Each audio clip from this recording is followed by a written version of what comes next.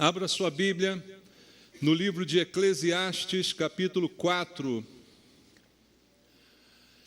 Nós vamos ler do verso 9 até o verso 12. Eclesiastes, capítulo 4, verso 9 ao verso 12. Os irmãos acharam? A palavra de Deus diz: melhor é serem dois do que um, porque tem melhor paga do seu trabalho. Porque se caírem, um levanta o companheiro. Ai, porém, do que estiver só, pois caindo não haverá quem o levante. Também, se dois dormirem juntos, eles se aquentarão, mas um só, como se aquentará?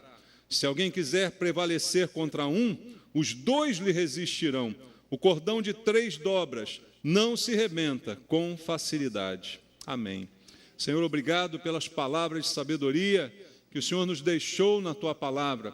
Palavras para a gente conhecer, mas não apenas conhecer, viver, praticar, Pai. Que nós sejamos não apenas ouvintes, mas praticantes da Tua palavra. Ela é o verdadeiro alimento que precisamos, alimento espiritual. E tem tudo que necessitamos para termos uma vida abençoada, através da obediência à Tua palavra. E é isso que nós queremos essa manhã, ouvir a Tua genuína palavra, ouvir a Tua voz, não as doutrinas de homens nem filosofias do mundo, mas a palavra que procede do Senhor, que vem para nos abençoar e dar direção que nós precisamos. Por isso abrimos o nosso coração essa manhã e te pedimos: Pai, fala conosco. Entrego a minha vida ao Senhor, peço a Tua graça, a Tua misericórdia e a unção do Teu Espírito, para que eu tenha capacidade de ministrar de acordo com a Tua vontade. Oro assim com os irmãos, em nome de Jesus. Amém. Podem sentar, queridos. Um texto conhecido do livro de sabedoria, Eclesiastes, livro escrito por Salomão, que nos traz aqui um conselho de Deus, algo que nós entendemos, podemos vivenciar, sabemos da importância, talvez já tenhamos sentido os prejuízos de estarmos sozinhos. Não sei se você já passou por isso, mas o que o texto está nos dizendo e enfatizando desde o início, no verso 9, melhor é serem 2 do que 1. E ele vai enumerar aqui várias razões porque isso é verdade. Porque é melhor nós estarmos acompanhados do que estarmos sozinhos. O versículo 10 diz um dos motivos: porque se caírem, um levanta o companheiro. É importante termos alguém que nos levante, alguém que está ao nosso lado, que possa nos levar para cima, alguém que esteja junto conosco para dividir a carga. Isso em todos os sentidos que você possa imaginar. O texto não está restrito a um relacionamento matrimonial, mas está também abrangendo um relacionamento de amigos, de família, de irmãos, um relacionamento de igreja. Crê nisso? Nós não somos igreja individualmente. Nós somos igreja do Senhor quando estamos juntos. 2 ou 3, disse o Senhor. Então nós somos a igreja, mas somos quando exercemos essa unidade. A igreja de Cristo não é um chamado para que você faça as coisas sozinhos. Jesus não mandou os seus discípulos fazerem nada sozinhos. Todas as vezes que Jesus enviou os seus discípulos com uma missão, pelo menos de 2 em 2 os enviou. Você já viu isso na Bíblia? Pelo menos iam 2 juntos, para que esse princípio se cumprisse. Se um caísse, o outro levantava. Se um desanimasse, o outro animava. Esse é o princípio de Deus que nós precisamos aprender e principalmente viver. Então eu creio que é quase que comum a todos nós entendermos essa verdade, que é muito difícil estar sozinho e nós precisamos de alguém. Será que tem alguém aqui que acha que se basta, que não preciso de ninguém? Não, não preciso. Não preciso de ajuda, não preciso de conselho, não preciso que ninguém me mostre o caminho, não preciso de nenhuma dica, de nenhuma orientação, porque eu sou o cara. Será que temos alguém assim? Se apresente, por favor. Não, ninguém se apresentou. Então, imagino que a gente concorda que a gente precisa de alguém. Pelo menos alguém do nosso lado. Um irmão, um amigo, um companheiro, uma esposa, um marido, alguém. No sentido amplo do que a palavra está dizendo, nós não conseguimos viver bem se estamos sozinhos. É muito difícil viver sozinho, sem a companhia de ninguém, sem a ajuda de ninguém, sem a atenção de ninguém, sem que ninguém se importe, sem que você também se importe com alguém. Essa vida solitária não é a vida programada por Deus. Desde o início, quando Deus criou o homem, uma coisa que Deus disse logo no início foi o quê? Não é bom que o homem esteja só. Far-lhe-ei uma auxiliadora, idônea, fiel. Não é? Então já é um princípio de Deus. E não estamos, eu repito, falando apenas de matrimônio. Isso vai além de matrimônio. Claro que matrimônio é muito bom, Deus criou o homem e a mulher para isso, né?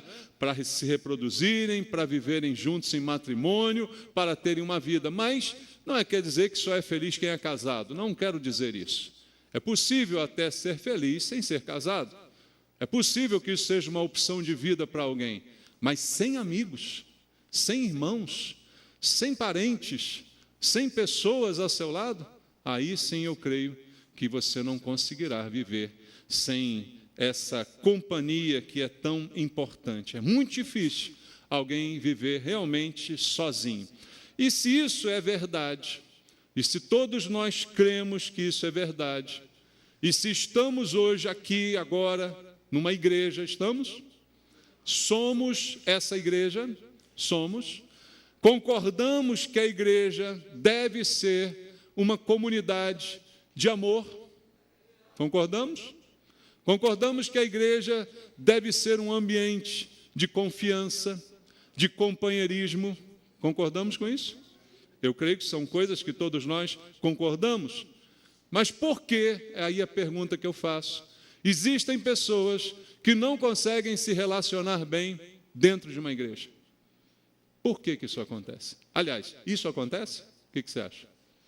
Existem pessoas que frequentam igrejas muito tempo, às vezes até pulam de uma igreja para outra, porque ela não consegue se relacionar bem com ninguém.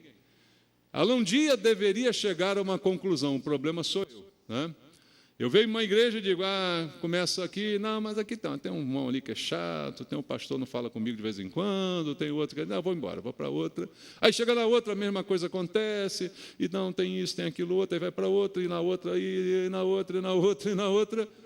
Ela deveria parar um momento e dizer, opa, eu acho que o problema sou eu.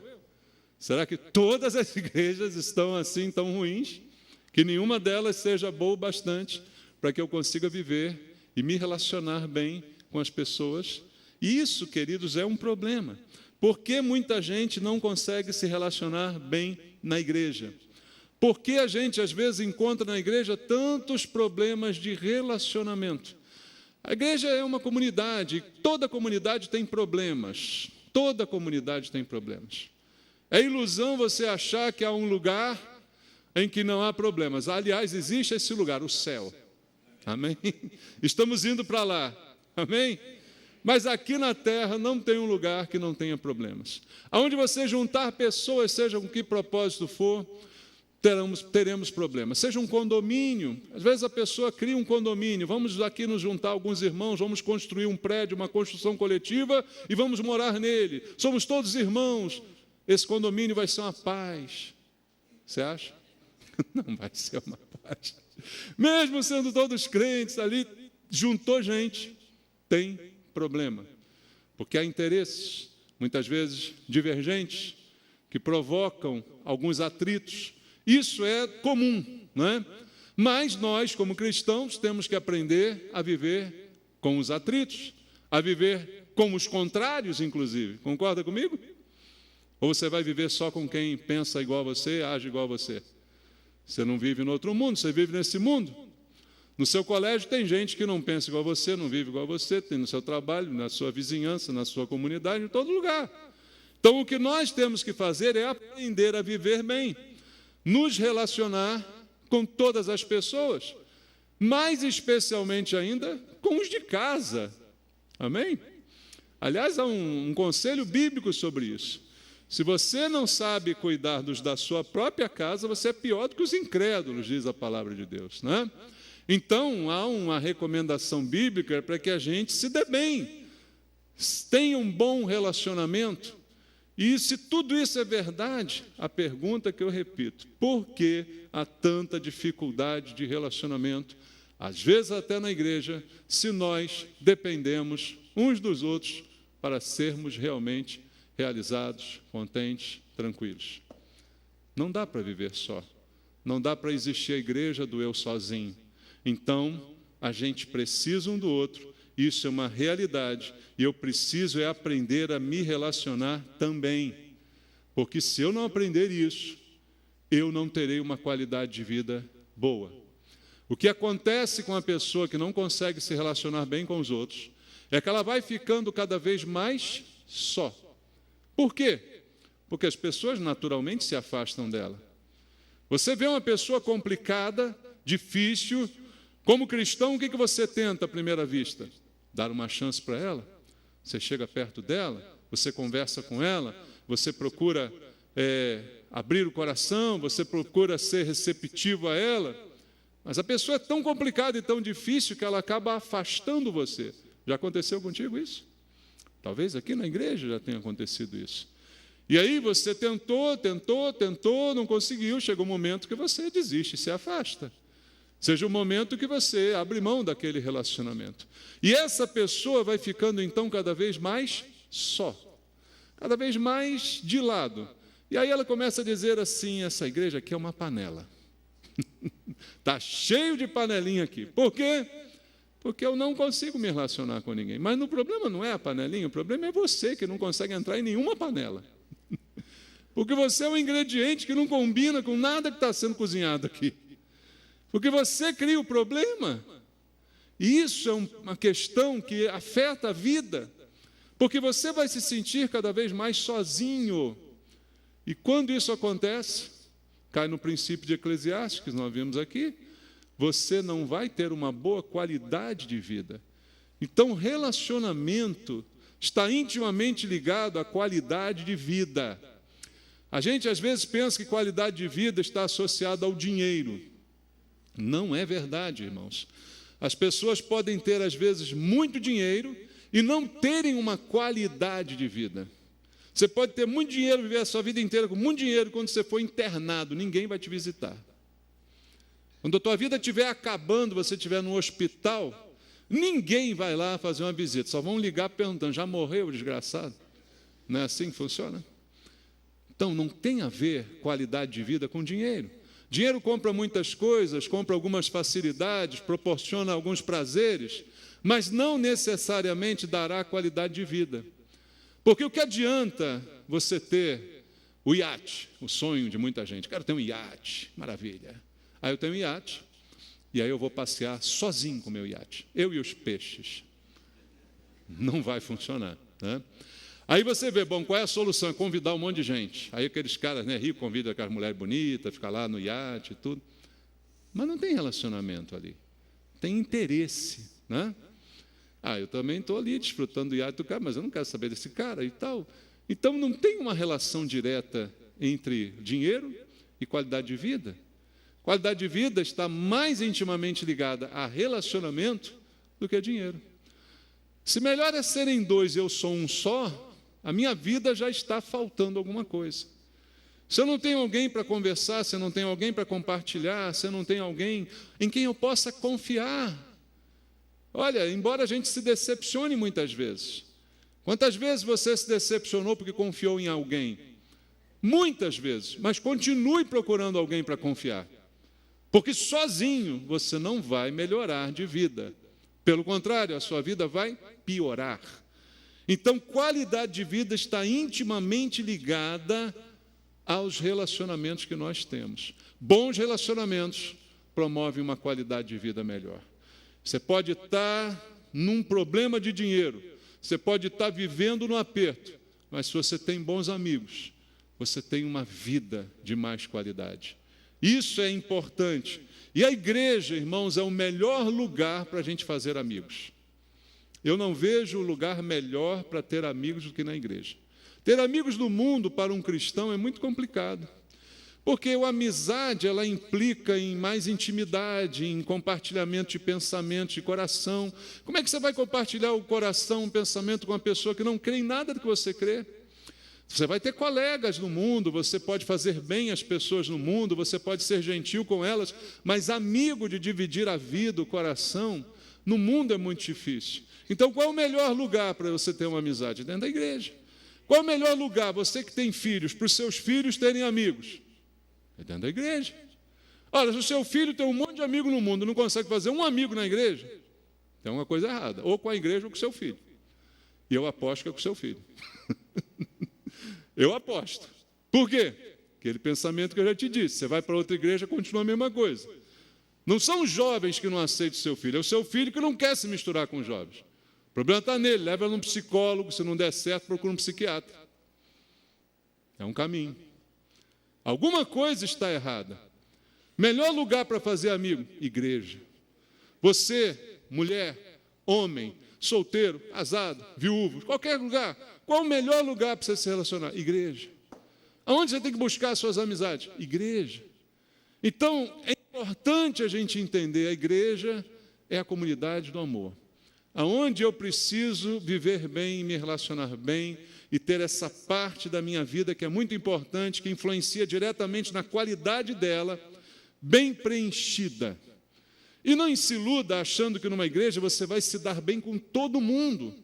Não existe. Por quê? Primeiro, não tente agradar a todo mundo, porque é impossível agradar a todo mundo. A decepção será certa. Então, o que existe na igreja não são panelinhas, como se diz. São afinidades. Eu acredito em afinidades.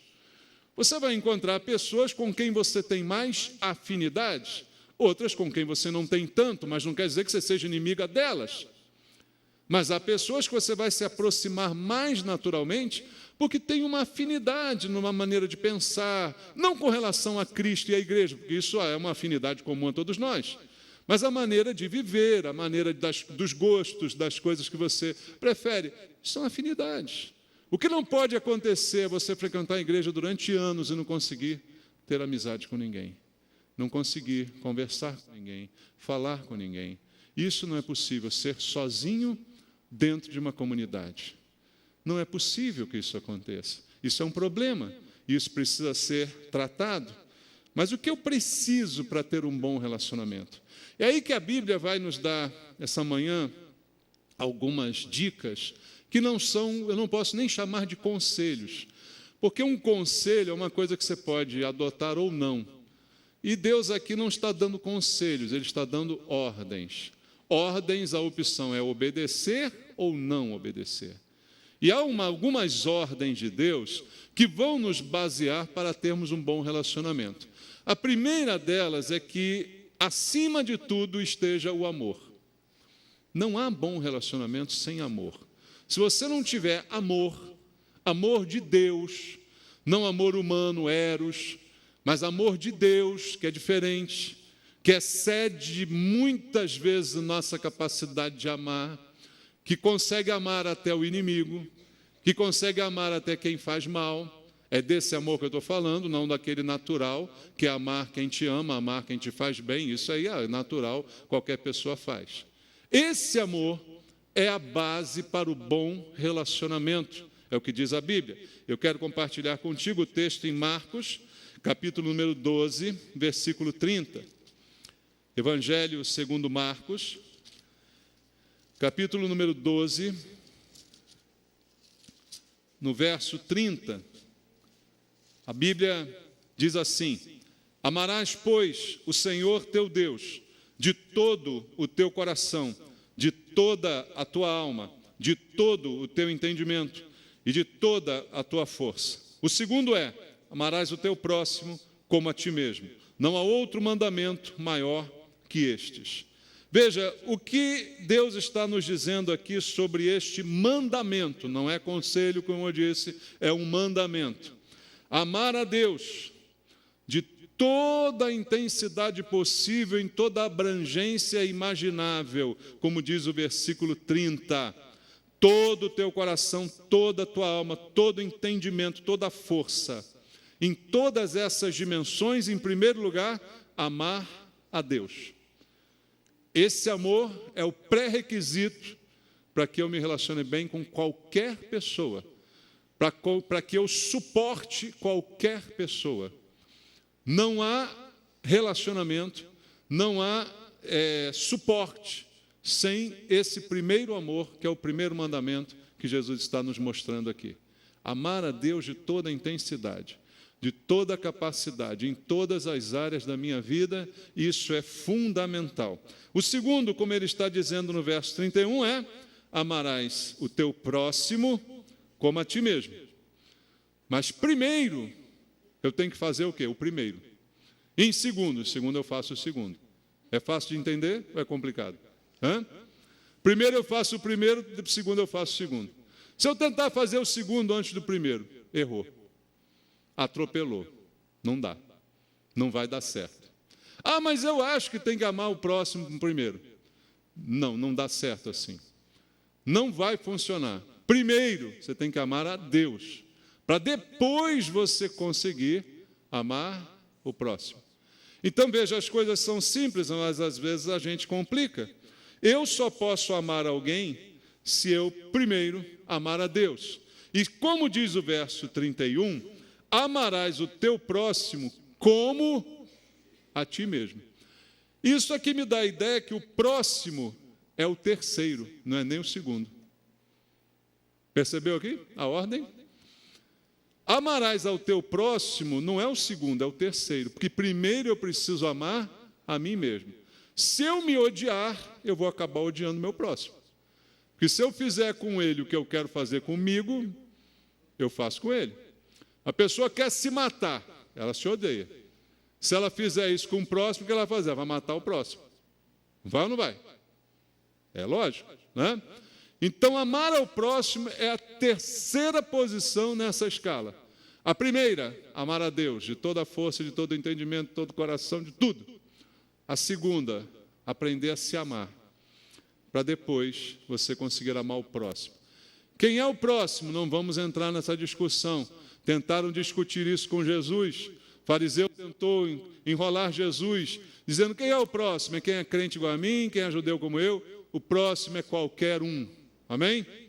Jesus respondeu isso muito bem, ilustrando com a parábola do bom samaritano. Quem foi o próximo? Foi aquele que agiu com misericórdia. Esse é o próximo. Então, o próximo é qualquer um. Só que antes de pensar no próximo, eu tenho que pensar em Deus e depois tenho que pensar em mim. Aí eu penso no próximo. Ah, mas isso parece egoísta? Não, não é egoísta. É uma ordem lógica apresentada por Deus. Ame a Deus de todo o coração. Amando a Deus, você é capaz, então, de se amar. Porque você percebe, amando a Deus, que Deus amou você de tal maneira que te perdoou, sendo você ainda pecador. Aí você consegue se amar. Se Deus me deu valor, por que eu não me dou valor? Veja, se eu me desvalorizo, se eu me desprezo, eu estou sendo contrário ao que Deus pensa de mim. Se Deus me dá valor a tal ponto de morrer por mim, por que eu não me dou valor? Por que eu me desprezo? Por que eu me desvalorizo, me acho patinho feio? Tem alguma coisa errada. Eu não vou conseguir me relacionar bem com as pessoas, porque, em primeiro lugar, eu não consigo nem entender o que Deus fez por mim. É quase como se eu não concordasse com Deus. Eu não acho que eu mereço, Senhor. Como é que o Senhor pode me amar, uma criatura tão podre? E aí você não consegue, então, se amar também. Eu não me amo porque eu sou bom. Eu tenho que aprender a me amar porque Deus me amou e eu tenho que ter certeza disso. Dá para entender, irmãos? Você não se ama porque você se acha maravilhoso, mas é porque você sabe, com todos os seus defeitos, Deus te amou a ponto de morrer por você. Então você tem que se amar. E isso é fundamental para que você possa ter um bom relacionamento com as outras pessoas. Se ame. Ame para que você possa amar ao seu próximo da mesma maneira que você ama a você. Mas para isso, você tem que mudar a imagem que você tem de você mesmo. A imagem tem que ser melhor. Não porque você é bonito, não porque você é inteligente, mas porque Deus te amou. Qual é a autoimagem que nós temos? Quantos problemas nós temos tido hoje na sociedade por uma autoimagem negativa que as pessoas têm de si mesmas? Quantos adolescentes estão se matando, se cortando, porque se acham inferiores, porque se acham feios, porque acham que não são atraentes, porque acham que não têm acesso às coisas que os outros têm. Está começando hoje na adolescência essa pressão sobre a gente, para que a gente tenha um padrão como os outros têm. Né? A sociedade tenta impor um padrão de beleza para você, do corpo perfeito, da falta da celulite, ou de qualquer outra coisa. E hoje você tem meninos e meninas se matando, ou se entrevando em vida, virando emo. Sabe o que é emo? Chorosos, vestidos de preto, um cabelinho assim. Por quê? Porque não conseguem se amar, se acham excluídos, se acham separados. E não é essa a realidade da sua vida para Deus. Então você precisa se amar, melhorar a sua autoestima, se amar no espelho. Ah, pastor, não fala de espelho, não. Eu tenho cada trauma. Eu olho para o espelho, levo cada susto. Para de levar susto, se ame do jeito que você é. Com as gordurinhas que você tem, com a falta de cabelo dos homens, com as celulites das mulheres, com as coisas que caíram, com as coisas que não levantam mais, com tudo. Se ame. Dá para entender, irmãos? É brincadeira? Não, é sério. Você precisa se amar. Você precisa, para que você seja capaz de se relacionar com alguém. Para que você tenha a capacidade de ter o sentimento pelo outro, a empatia necessária. Primeiro, você precisa se valorizar. Você precisa entender o valor que Deus te deu. Não estou falando do valor narcisista, daquele que se olha no espelho e se acha o máximo e fica fazendo galanteios para si mesmo. Não, mas do amor de Deus, que você sabe que foi derramado no seu coração, para que isso valorize a sua vida a ponto de você poder se relacionar com os outros. Quando isso acontecer, aí vem a terceira etapa. Ame ao teu próximo como a ti mesmo. Não há outro mandamento maior do que esse, disse o Senhor. E eu preciso amar ao próximo como eu me amo. E de que maneira esse amor se traduz? Num bom relacionamento. Não adianta eu dizer que eu amo ao próximo, mas eu amo o próximo longe, né? Eu amo enquanto ele está longe, mas quando o próximo está próximo, aí eu já não gosto muito dele. Não funciona assim. Esse amor requer um relacionamento. Serem dois, como disse Eclesiastes, estarem juntos, um esquentando o outro, um levantando o outro, no dia a dia, coisas que geram atrito, coisas que realmente podem mudar as diferenças, né? Em 1 João capítulo 2, vamos ler lá a Bíblia, 1 João capítulo 2, versículo 9 ao 11, diz assim, preste atenção, aquele que diz estar na luz e odeia a seu irmão, até agora está onde? Está nas trevas. Aquele que ama seu irmão permanece na luz, e nele não há nenhum tropeço. Essas trevas do versículo 9 talvez sejam as piores. Versículo 11. Aquele, porém, que odeia seu irmão, está onde? Nas trevas. Anda nas trevas, não sabe para onde vai, porque as trevas lhe cegaram os olhos. Essas trevas do versículo 9 talvez sejam as piores que existem. Por quê? Ele diz estar na luz, mas odeia seu irmão. Ou seja, é uma treva que você não enxerga. É um mal que você não vê. Esse é o pior. O mal que a gente vê, por mais mal que seja, é melhor do que aquele que a gente não vê. Porque aquilo que você vê, você se prepara para lutar, para enfrentar, você reage, você faz alguma coisa. Mas o mal que você não vê, ele está dominando a sua vida e você nem ao menos percebe. Você acha que está na luz, mas na verdade está nas trevas. Então veja como é importante esse relacionamento. Ah, eu amo o meu irmão, eu amo a Deus, mas, na verdade, interiormente, nas minhas ações, nas minhas atitudes, eu ajo como quem odeia, eu ajo como quem quer estar longe. Então eu penso que estou na luz, mas estou nas trevas. Muito disso é a situação do joio no meio do trigo. O joio pensa que é trigo, mas na verdade é joio. Poucas vezes o joio se reconhece como joio. O joio sempre pensa que é trigo, porque ele pensa que está na luz.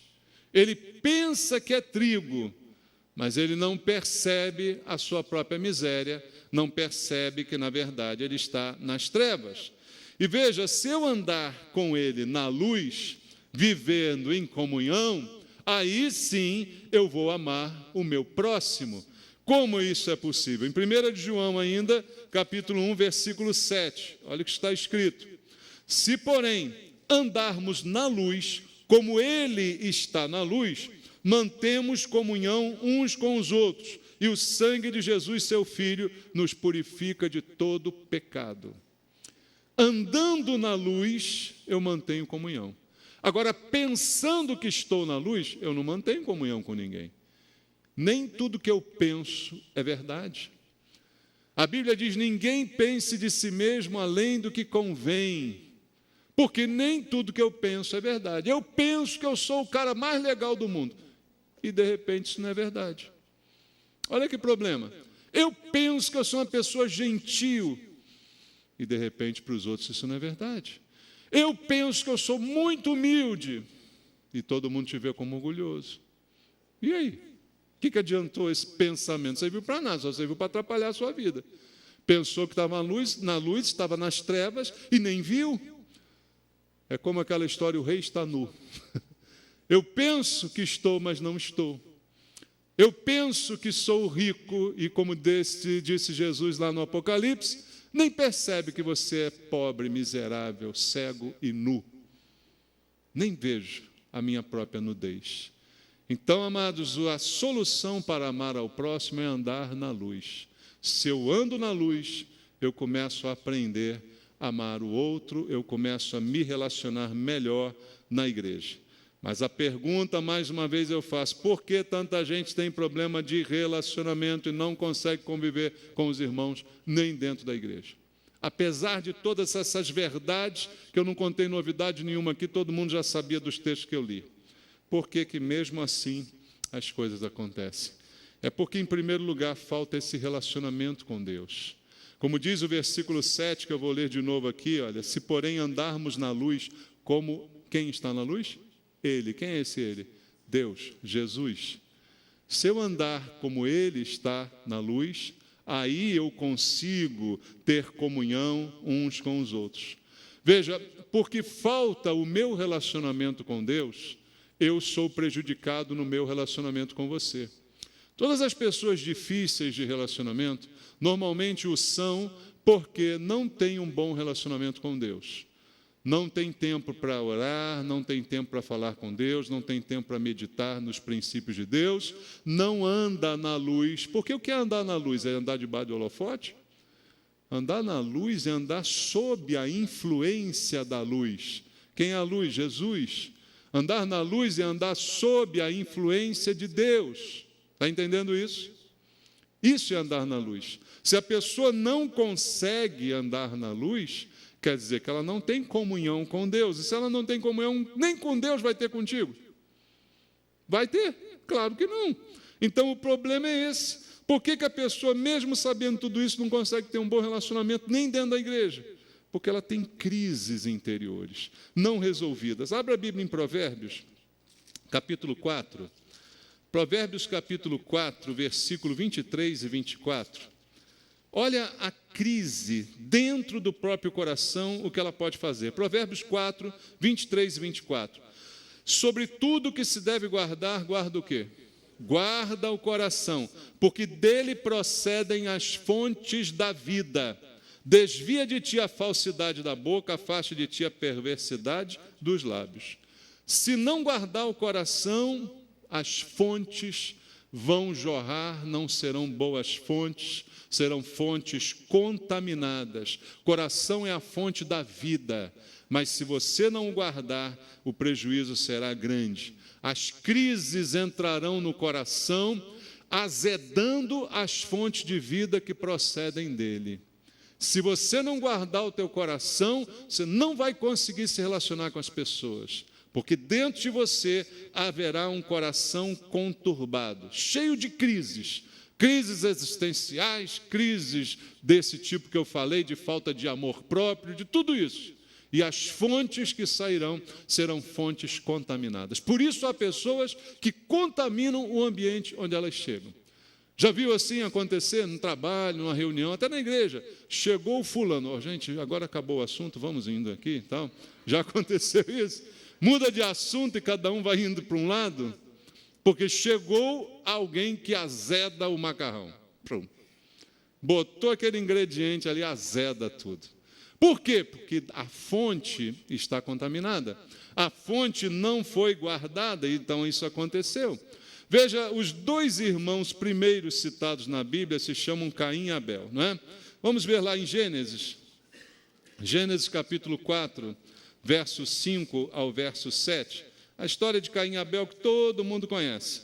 Dois irmãos, filhos do mesmo pai e da mesma mãe.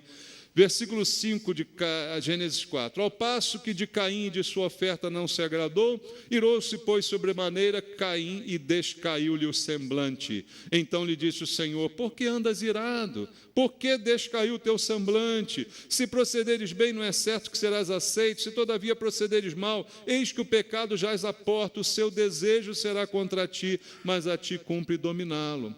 Quando Caim percebeu que a sua oferta não causou o efeito esperado, descaiu o seu semblante. O que quer dizer isso? Que ele não guardou o seu coração. Como ele não guardou o seu coração, o seu semblante caiu. E naquele momento penetrou no seu coração uma inveja profunda do seu irmão. Uma inveja do que o irmão teve de Deus e que ele não teve. Uma inveja do resultado do seu irmão. Isso penetrou no seu coração e ele deveria ter guardado, não deveria? Azedaram as fontes do coração de Caim. E aí Deus diz para ele: Caim, ainda há tempo de você curar essa fonte aí. O seu desejo será contra você, mas cabe a você dominar. Tira esse fel que você deixou entrar. E é isso, irmãos, é uma coisa assim. Todos nós somos sujeitos a sermos penetrados por alguma coisa no nosso coração, por um momento, não é? De dor, de briga, de desentendimento. Você aguenta, aquela coisa entra. Poxa, como é que fez isso comigo? Isso até aí é normal, eu não posso deixar continuar. Eu tenho que proteger o coração, eu tenho que guardar dessas coisas, para que elas não penetrem e façam o estrago que fizeram no coração de Caim. Até aqui, Caim não tinha feito nada de errado ainda, ele só tinha tido um mau pensamento, uma inveja entrou no seu coração, mas ainda não tinha sido consumado o seu pecado. Deus ainda diz: olha, guarda isso, Caim, o seu desejo vai jogar contra você. Você ainda pode dominá-lo, cabe a você fazer isso. E ele simplesmente não fez. Então a inveja do coração dele fez com que ele fosse contra o seu irmão. Às vezes o problema no relacionamento não é por causa do outro, é por causa de você. Você ficou indignado porque o outro foi reconhecido, você não. Você foi indignado porque o outro foi aplaudido, você não foi. O outro foi e fez isso, você não fez. Ou você fez e ninguém notou. Notaram do outro, não notaram o seu. E aquela inveja entra no coração. Aí você se torna uma pessoa estragada. Você se torna uma pessoa azeda. Porque isso azedou o seu coração que você deveria ter guardado.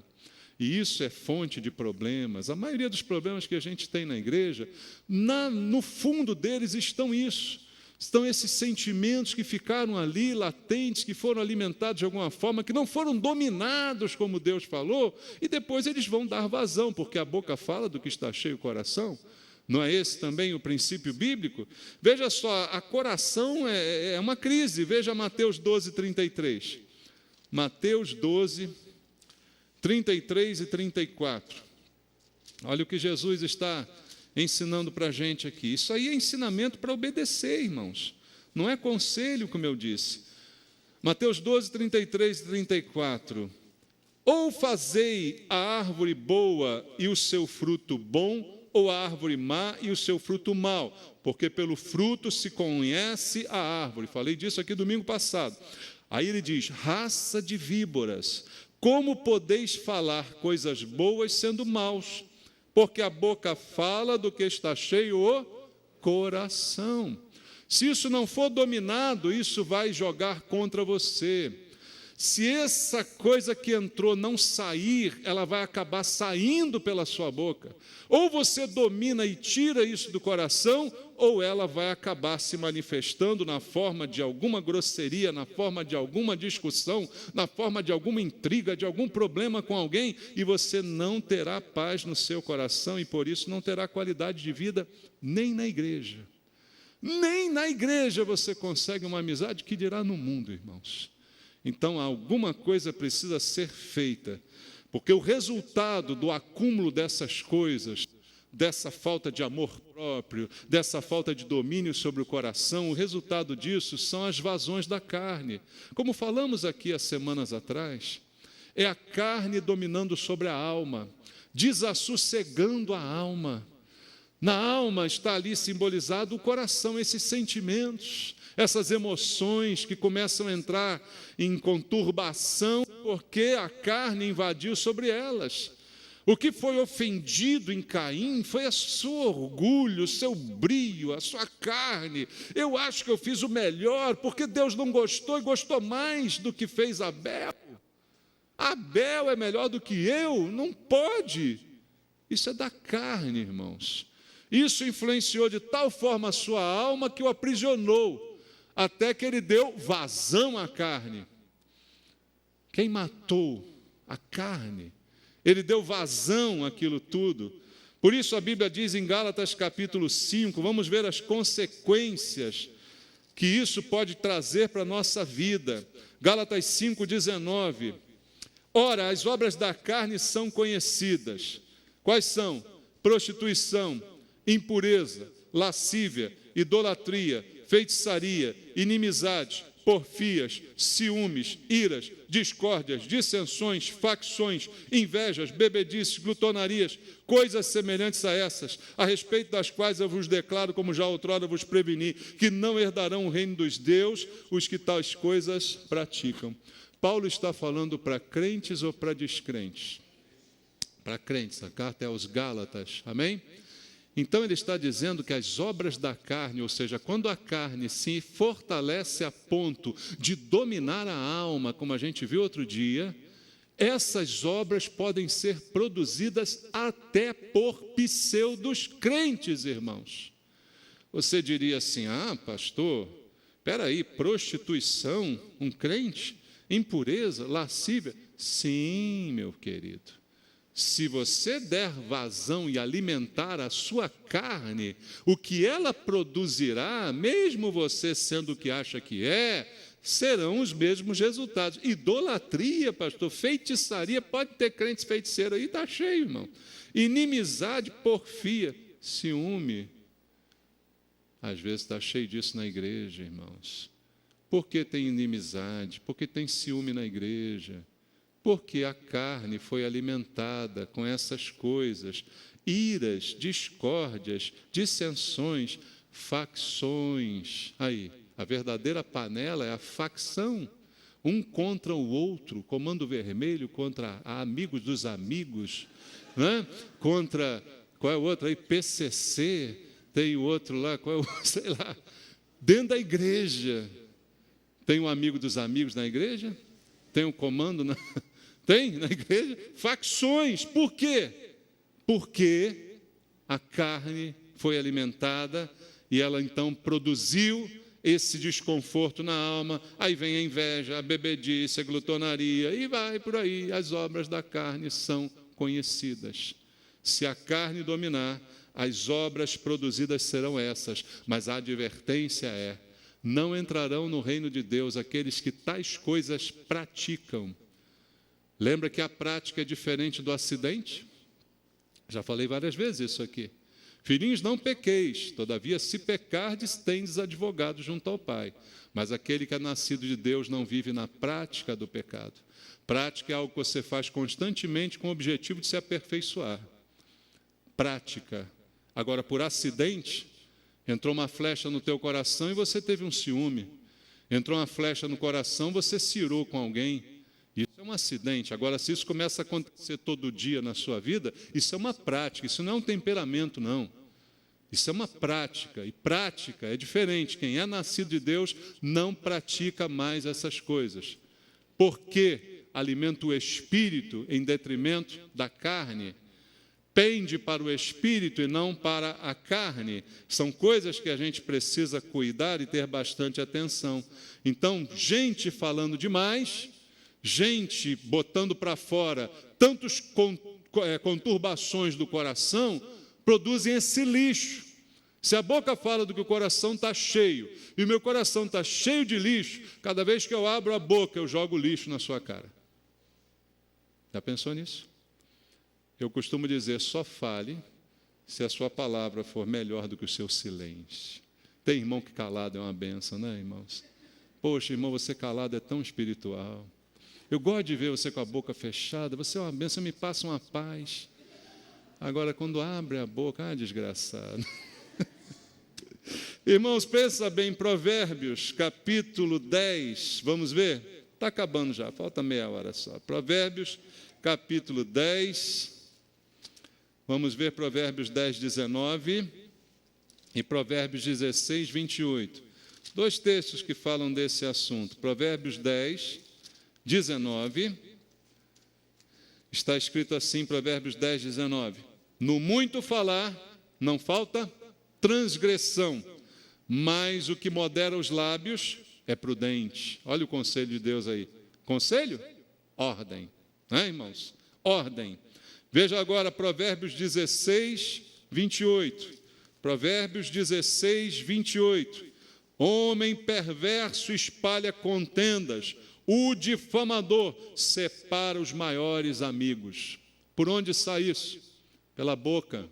Quem difama, difama pela boca, porque a difamação já está dentro do seu coração.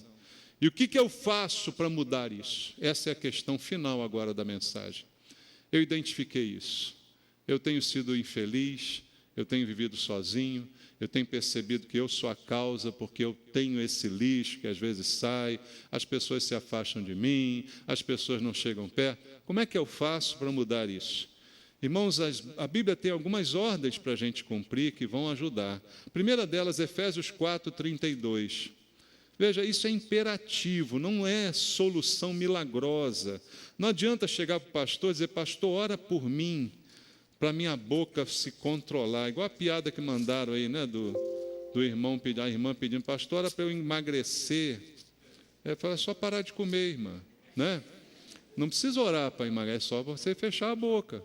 Então, como é que eu vou orar para você se dar bem com as pessoas? É só você controlar seu coração. Não é caso de oração, é caso de fazer alguma coisa. Efésios 4, 32, olha o que está escrito aí. Antes, sede uns para com os outros, benignos, compassivos, perdoando-vos uns aos outros, como também Deus em Cristo vos perdoou. Tudo isso aqui são ações concretas. Ação concreta que eu devo fazer. Primeiro, ser benigno, ser compassivo, perdoar as pessoas, para que eu tenha um bom relacionamento.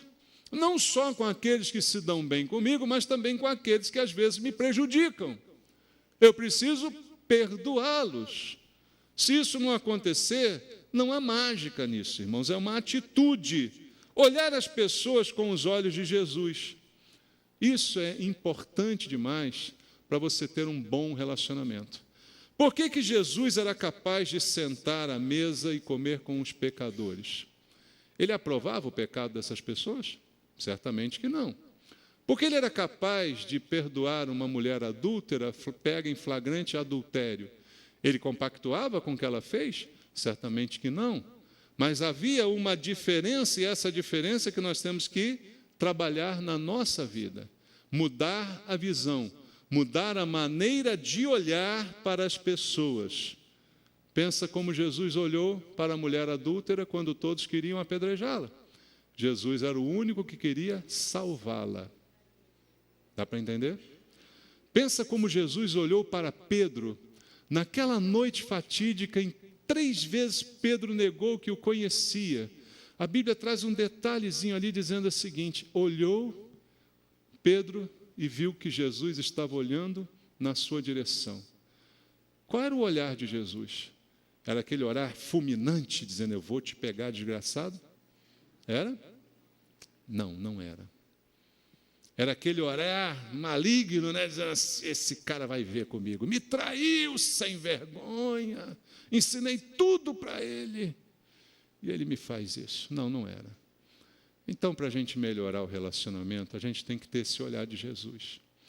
Não adianta olhar para o outro como se o outro fosse o inimigo. A Bíblia diz, a nossa luta não é contra a carne ou sangue, mas contra principados e potestades. Então, o olhar de Jesus é algo que a gente precisa aprender. A gente precisa aprender a ser exigente com a gente e tolerante com o próximo. Mas acontece que a gente faz exatamente o contrário. A gente é exigente com o próximo e tolerante conosco. O mesmo pecado que você às vezes faz, você é implacável em condenar o outro. Mas quando você faz, você diz assim, mas eu tive os meus motivos. Deus conhece o meu coração. Só o teu, do outro ele não conhece não, né? A gente é rigoroso com o outro e tolerante com a gente. Se isso não mudar, não tem bom relacionamento que perdure, irmãos. Até no casamento isso tem que ser aplicado. Você é rigoroso com os erros do seu marido. Você é rigorosa. Mas e com os seus? Você é rigoroso com os erros da sua esposa. Mas com os seus, você não, mas eu tenho meus motivos para ser assim. Isso não vai levar a lugar nenhum. É ao contrário. Seja rigoroso com você. Olhe para você e diga o que eu posso mudar, o que eu posso ser melhor. E com o outro seja tolerante. Não quer dizer conivente, tolerante. Dá para entender a diferença? Tolerante e conivente. Há uma diferença muito grande. Então não fale, aquela frase famosa, não fale ou faça aos outros aquilo que você não gostaria que fizessem contigo. Não trate os outros como você não gostaria de ser tratado. Isso é um princípio tão bom para a gente ter uma igreja melhor, um relacionamento melhor. E esse relacionamento bom depende muito mais de mim do que do outro. Por que a igreja não tem um bom relacionamento? Porque eu sou ruim. É isso que você tem que dizer. Ah, porque essa igreja aqui é isso, é aquilo. Não, você é ruim. Fala assim, eu sou ruim. Por isso que a igreja não melhora, porque eu não melhoro. Eu tenho que melhorar para a igreja melhorar, porque a igreja não é um prédio, a igreja somos nós. E eu termino com você com o Salmo 133, todo mundo conhece? Lembrando só esse princípio de Deus para nós. Olha como Deus abençoa a unidade, como Deus trabalha nela. E para a unidade é preciso tudo isso que a gente falou essa manhã. Ó, como é bom e agradável viverem unidos os irmãos. É como óleo precioso sobre a cabeça, o qual desce para a barba de Arão, e desce para a gola de suas vestes. É como o orvalho do Hermon que desce sobre os montes de Sião. Ali ordena o Senhor a sua bênção e a vida para sempre. Nós louvamos isso essa manhã. Ó, quão bom e agradável. Não vamos? Agora vamos viver isso. Amém? Deus nos abençoe. Vamos orar. Vamos orar pela igreja, vamos orar por nós, pela nossa vida, pela qualidade da nossa vida, que passa pela qualidade do nosso coração. Ô Senhor Jesus, Senhor, ensina-nos, dá-nos os teus olhos, ó Deus, para que nós possamos olhar como o Senhor enxerga, para que nós possamos agir como o Senhor agiria. Dá os teus olhos para nós, Pai. Tira de nós esse olhar natural e carnal. Limpa, Senhor, o nosso coração, para que nós possamos melhorar a qualidade da nossa vida. Jogar todo o lixo fora, Senhor. Limpar, guardar o coração, para que não penetre nele a inveja, o ciúme, todas essas coisas que são obras da carne e são conhecidas. Que a carne não tenha lugar, que a carne não seja alimentada, Pai. Muitas vezes nós mesmos a alimentamos, depois colhemos as consequências de uma carne bem alimentada. Livra-nos, Senhor, disso. Que na Tua igreja seja um lugar de paz, de amizade, de unidade, de união, Que aqui nós tenhamos os nossos melhores amigos, Pai. Que aqui os nossos filhos tenham os melhores amigos e amigas. Que aqui os nossos filhos possam casar, Pai. Que na igreja seja o lugar de amizade, de comunhão. Há erros, sim, há erros, porque nenhum de nós é perfeito. Mas todos estamos aqui para consertar, para ser tratados pelo Senhor. Trata-nos, Senhor. Trata conosco agora. Trata com o coração contrito que ouviu a Tua palavra e que decidiu essa manhã mudar de vida, para ter uma amizade, para ter uma companhia, para ser tratável, para ter amigos e irmãos. Que isso aconteça essa manhã. Te peço, meu Deus, abençoe essa igreja mais uma vez, por mais um ano que completamos. Oramos em nome de Jesus. Amém. Graças a Deus. Vamos louvar ao Senhor.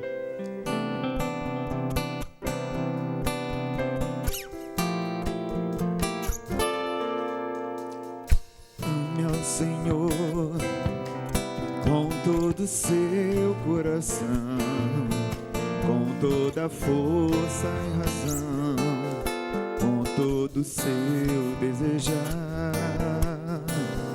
Ame ao seu próximo como se fosse você, como se a dor que ele sente fosse a que sente em você.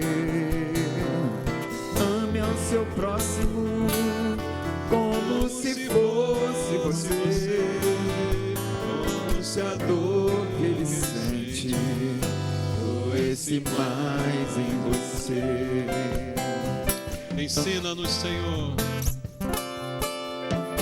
Ame ao Senhor Com todo o seu coração, com toda a força e razão, com todo o seu desejar.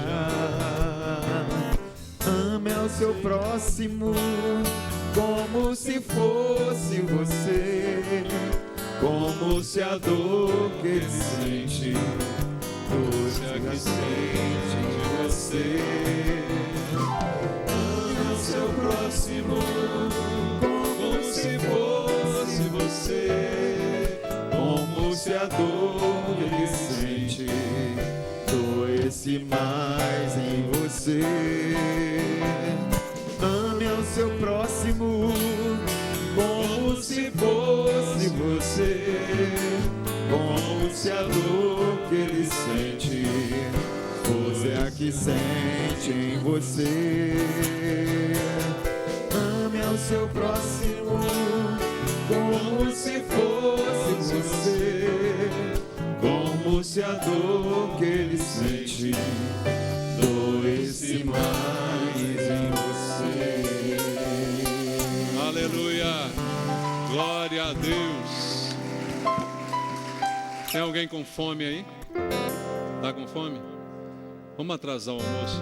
Vamos cantar de novo aquela do louvor que a gente começou? Oh, quão bom. Essa aí.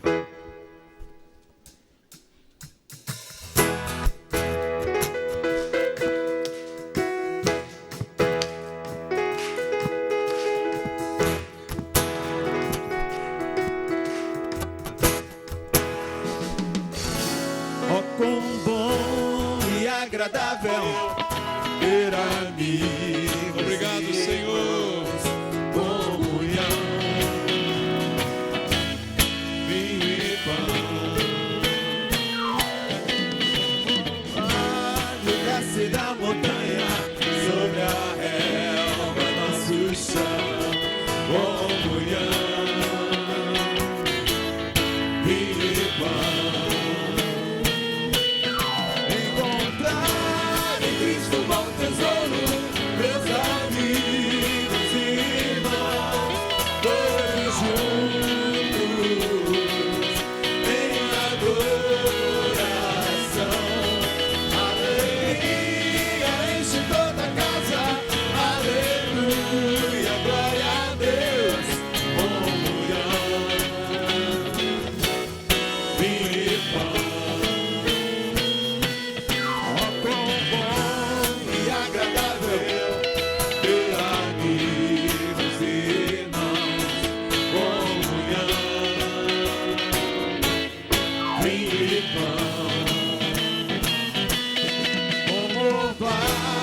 desce da montanha sobre a relva, nosso chão, comunhão,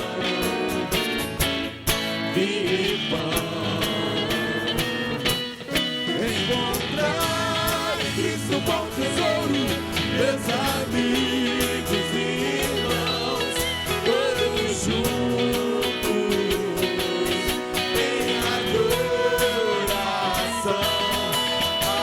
Alegria enche toda a casa, aleluia, glória a Deus, comunhão e pão. Aleluia, alegria enche toda a casa, aleluia, glória a Deus, comunhão, vinho e pão.